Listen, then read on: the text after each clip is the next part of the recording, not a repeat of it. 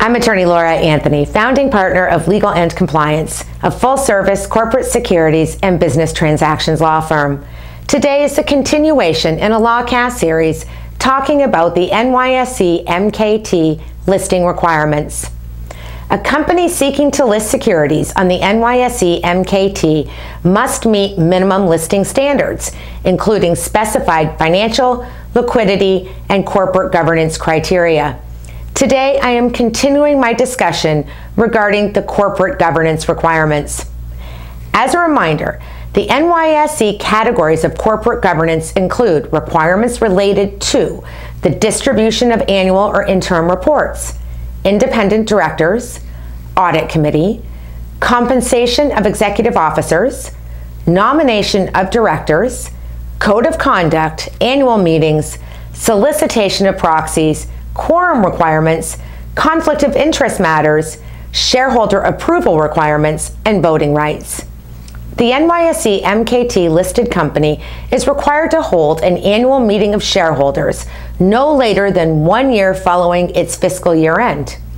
The company is also required to solicit proxies for all shareholder meetings. The company must provide for a quorum of not less than 33 1/3 of the outstanding shares of its voting stock for any meeting of the shareholders. The NYSE MKT company must obtain shareholders' approval for certain issuances of securities, including acquisitions where the issuance equals 20% or more of the pre-transaction outstanding shares, or 5% or more of the pre-transaction outstanding shares when a related party is involved or has a 5% or greater interest in the acquisition target. Issuances resulting in a change of control, equity compensation issuances, and private placements where the issuance equals 20% or more of the pre-transaction outstanding shares at a price less than the greater of book or market value. An NYSE MKT company must have governance procedures in place to monitor and address conflicts of interest and related party transactions. The company must utilize its audit committee to review all related party transactions on an ongoing basis. An NYSE MKT company cannot take corporate actions or complete issuances of securities which will have the effect of disparately reducing or restricting the voting rights of existing shareholders.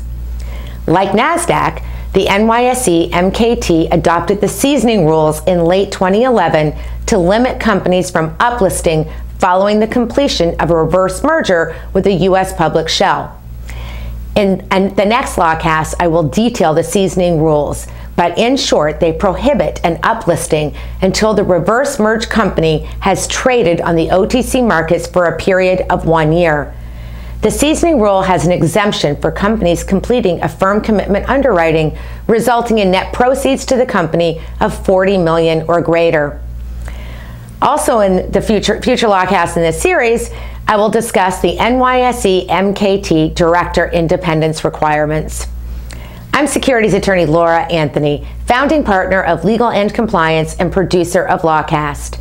Should you have any questions about today's topic, please visit securitieslawblog.com and lawcast.com or contact me directly. Inquiries of a technical nature are always encouraged.